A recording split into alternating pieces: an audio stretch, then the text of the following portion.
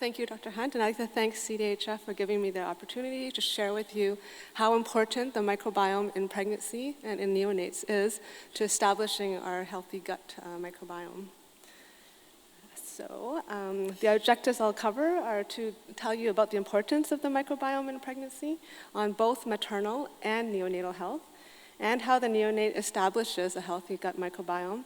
And along the way and in the end, I'll also explain some potential modifiable early life factors that we can influence to help the neonate develop a healthy gut microbiome. So this is kind of our circle of life. We all are born, and something happens. We are colonized with particular bacteria and develop our early life microbiota. And then something happens after that. We grow, we become months, years, and then become adults. And along that way, our microbiome changes. It changes dramatically. Your microbiome from the first weeks to months of life is very different from the microbiome that you have today as adults. So during gestation, the microbiome of the mother is extremely important for her health during pregnancy and neonatal health. Before pregnancy, in the preconception period, the female reproductive organs do have a microbiome. And I'm not referring to like infections. This is actually a microbiome for a healthy reproductive tract health. So lactobacillus is something that we often hear about and how healthy that is. And it seems to be that over time, development and evolution, humans have developed this such that the vagina has this lactobacillus predominant microbiome, and that's required to have a healthy reproductive tract, which is very important for reproduction. And when there's an imbalance or dysbiosis, that's when you have issues of infections, urinary tract infections, reproductive tract infections. And during pregnancy, many changes occur, so not only hormonal changes, but actually changes in your microbiome. And you may not realize this, but actually the oral microbiome, so in your mouth and the oral cavity, actually changes during pregnancy. And I'll tell you why that's important in the next few slides. The vaginal microbiome changes, the gut microbiome also changes, and as Dr. Madsen had pointed out, there's actually a placenta microbiome. And that changes throughout the various trimesters of pregnancy. So how and why do these changes happen? It's thought that this happens to prepare the mother for pregnancy and for pregnancy-related demands. So as that fetus is developing, it's requiring all the nutrition and all the energy from the mother. And so the mother needs somehow to increase intake of food, but also to increase utilization of what she's taking in. And so the intestinal microbiome changes. There are more high energy yielding microbiota. There's a reduction in the pro-inflammatory microbiota and an increase in anti-inflammatory microbiota. And as Dr. Madsen had pointed out, microbiome interacts with your immune system. So during pregnancy, the mother needs to accept the semi-allogenic fetus and carry it to full term. And so it's thought that these changes are happening naturally to allow her to have fetal growth.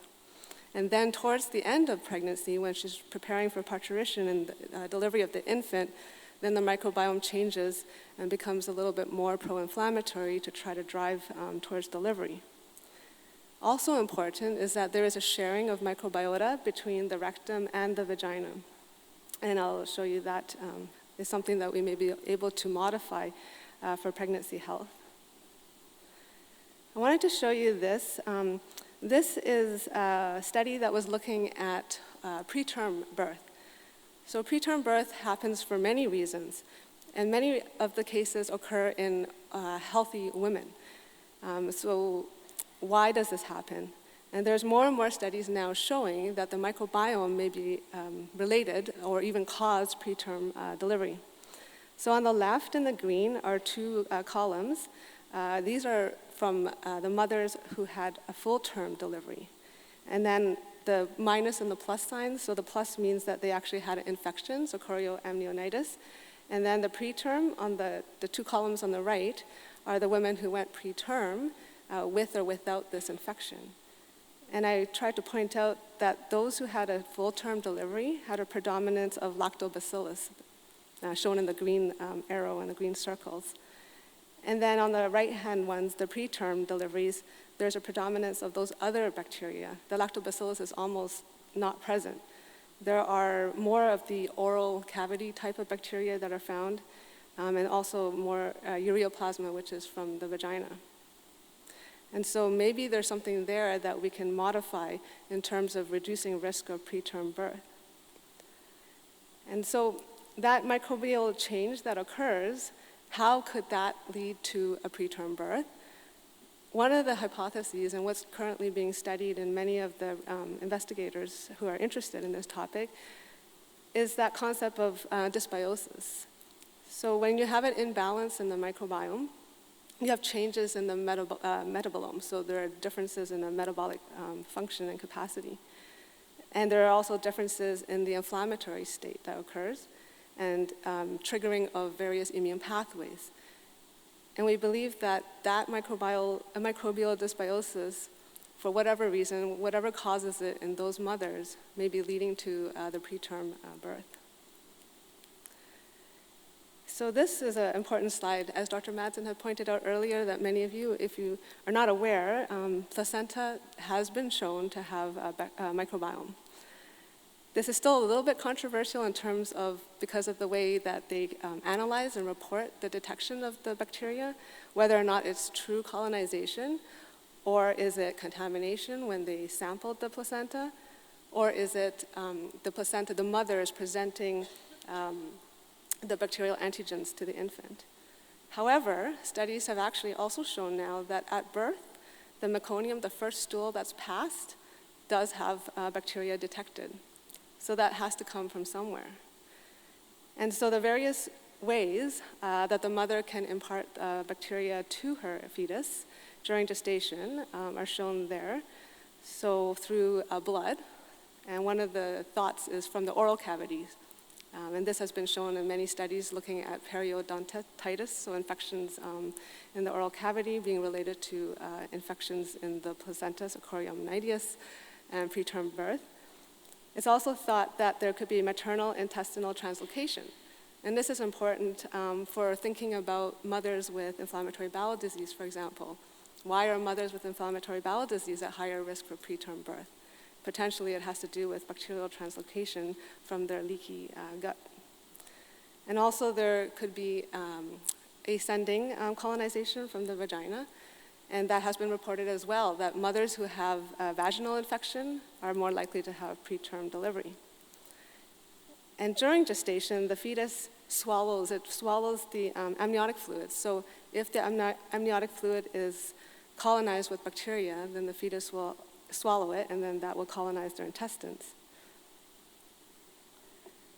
So while we're talking about all this, that you can be colonized before you're even born, then the mode of birth that you're born with can also affect your colonization.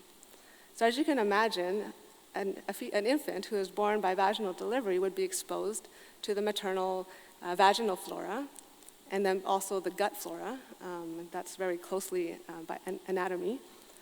And if they're born by C-section, however, it's a sterile operation, so the infant is not exposed to any vaginal microbe at all.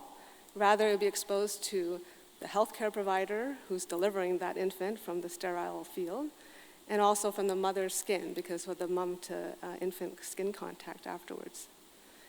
It has been shown that that actually delays the colonization of the neonatal intestine by the Bacteroides and Bifidobacterium. And they actually have higher levels of colonization with Clostridium difficile. The other thing to point out is that because the cesarean section is a surgery, the mother always receives antibiotics. And that antibiotic exposure transfers through the blood to the neonate. And so the neonate is exposed to antibiotics. There is also a delay in breastfeeding because of the surgical nature. Often the moms produce milk later and also are maybe just recovering from the surgery, so are not breastfeeding right away. And these differences in the colonization of these infants may persist or affect the infant health for many, many years down the road. There have been reported that if you're born by C-section, you have an increased risk of celiac disease, asthma, diabetes, obesity, and even potentially inflammatory bowel disease.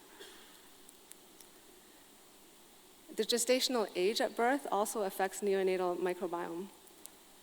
So when you're born full term, depending on whether you're delivered by vaginal birth or C-section, you'll be colonized with different microbiome. And then whether or not you are breastfed or formula fed, you'll have a different microbiome. However, if you're born preterm, your intestine, the neonate's intestine, is actually immature, both in terms of the development of the epithelial lining and the immune system.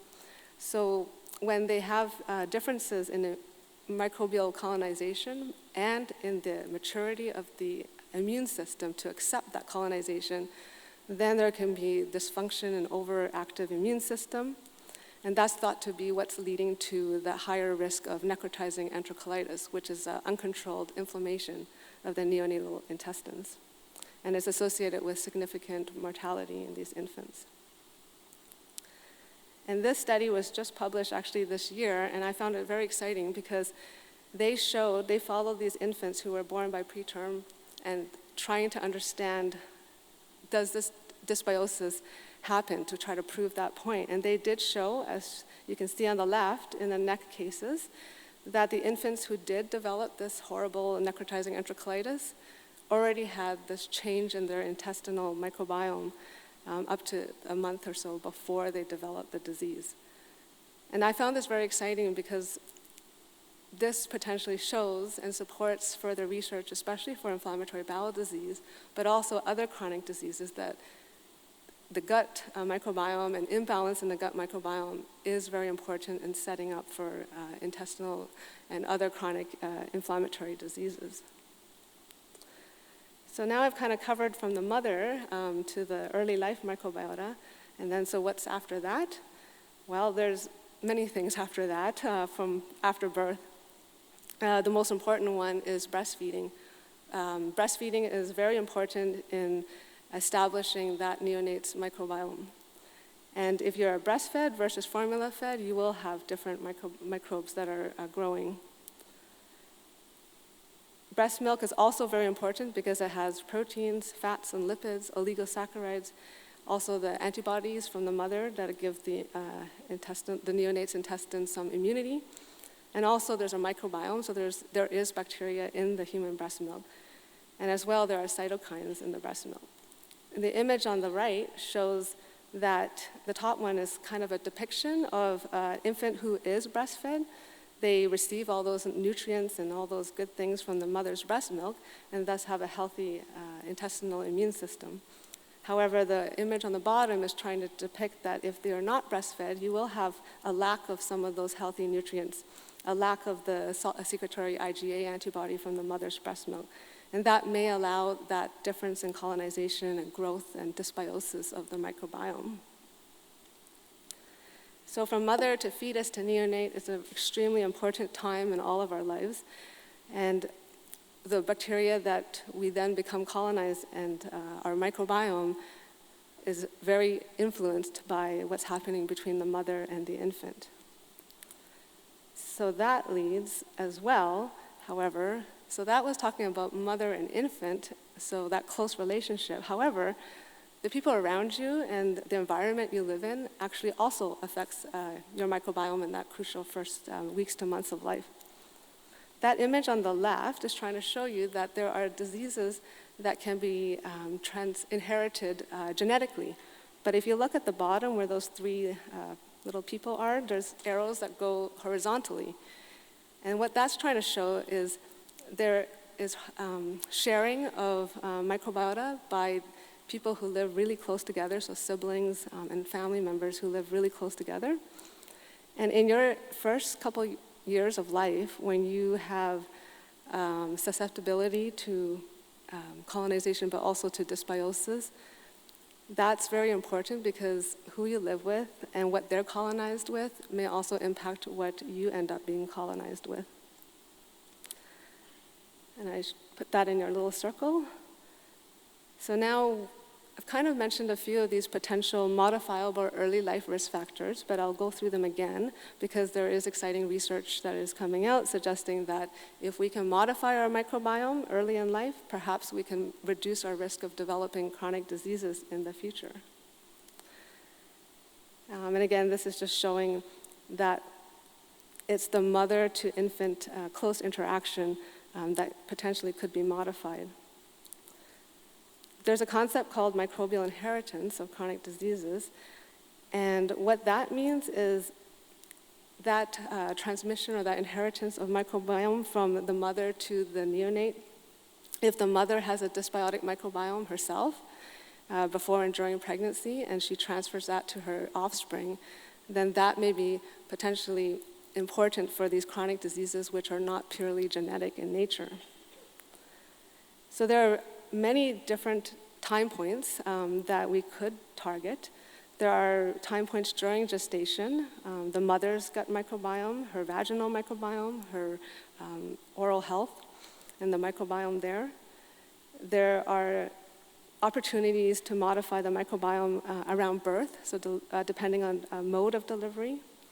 There are opportunities as well to modify perinatal factors, or postnatal factors, I should say. So exposure of the infant to antibiotics, which you'll hear about in the next talk, as well as oral intake in terms of breastfeeding and formula feeding. And then after that, there are less controllable things in terms of environmental factors and exposures as one grows. So maternal diet. Can we truly affect the neonatal gut microbiome by affecting what the mother eats and her microbiome? I think we can. I think there are enough evidence now that shows that what the mother eats does affect what the baby microbiome ends up being. In this study recently published, they showed a mother who has a high-fat diet during pregnancy, so those are the ones in the blue. Her neonate has a difference in the microbiome. And this heat map here shows the microbiome of the infants at 6 weeks. And they showed one earlier in the publication right at birth. And so what I'm trying to say is that it actually has a longer lasting impact. So the mother's diet during pregnancy can affect her infant's microbiome at birth, and this seems to persist at least for up to 6 weeks of age. And important is that red bar, so I highlight that with the green arrow, the bacteroides. The infants who were born to a mom who had a high-fat diet almost did not have any detectable bacteroides in their stool at 6 weeks. And as you heard, bacteroides is one of the important bacteria as we become adults that you acquire. In terms of birth mode, we may potentially be able to restore a healthier microbiota in the infants. The infants who are born by C-section would not be exposed to any vaginal microbiome. So how can we give that back to them? There are studies going on now where they're trying to look at inoculation of vaginal bacteria to the infant. And what that means is that they will insert a gauze into the vagina of the mother who is having a C-section. And then after the infant is born, within a minute, they will inoculate the infant by exposing them to that flora on their mouth and around their skin and on their back, their whole body, as if they had a vaginal birth. And on the right-hand side, the graph shows that those infants in the green are the ones who were inoculated. And as you can see, they are quite similar to the infants who are born by vaginal delivery. The research needs to be continued because they need to see how long this lasts and whether it does impact the neonate's health longer term. And finally, diet. Diet, what you eat, affects your microbiota.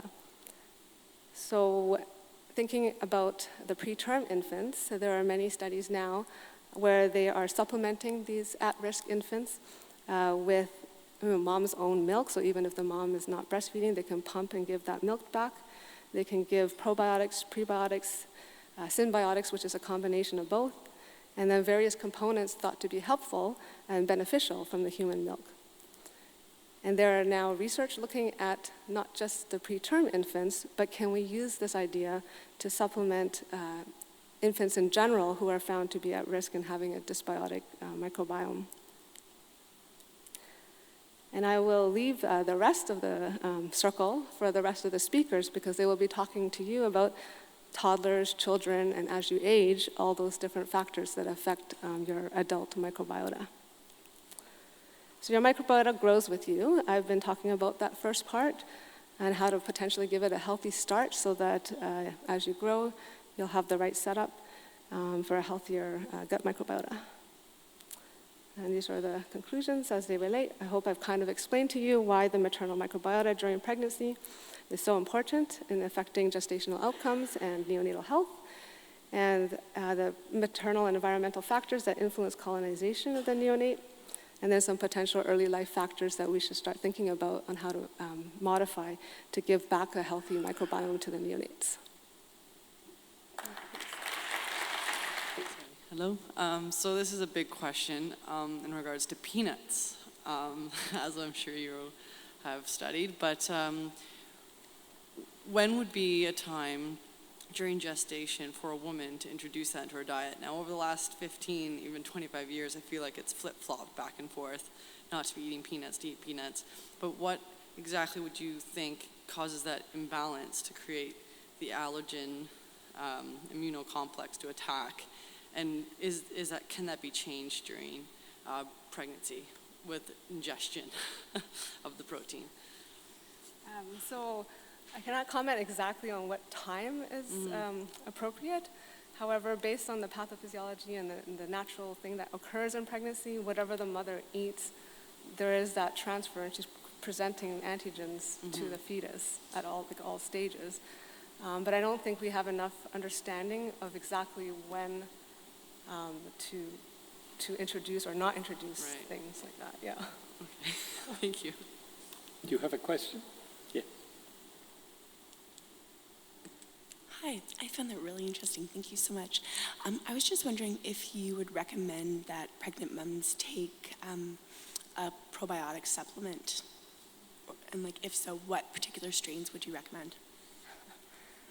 So I personally do not recommend specific probiotics. I usually just recommend for the mother with a dietitian's advice in terms of ensuring she has a balanced diet.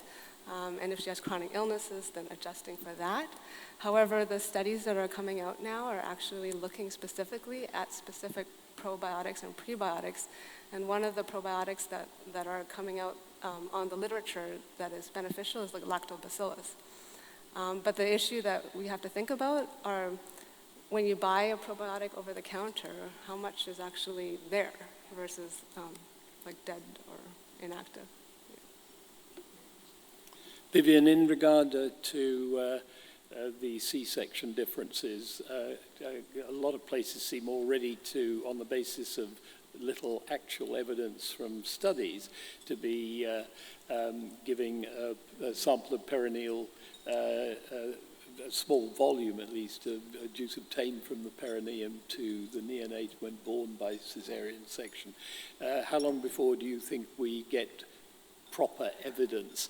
And I don't necessarily mean the long-term effect in reduced episodes of asthma and so on, but at least having a no harm result. So that's actually a good point, because in terms of no harm, this is not something that should be recommended to the general population in general, because of the fact that in these studies they actually screened and excluded mothers, for example, who had group B strep or who had infections down there, and that was why they had a C-section. So more investigation, more research needs to be done in terms of the proper way to do it, and exclusion of the mothers who should or could undergo that.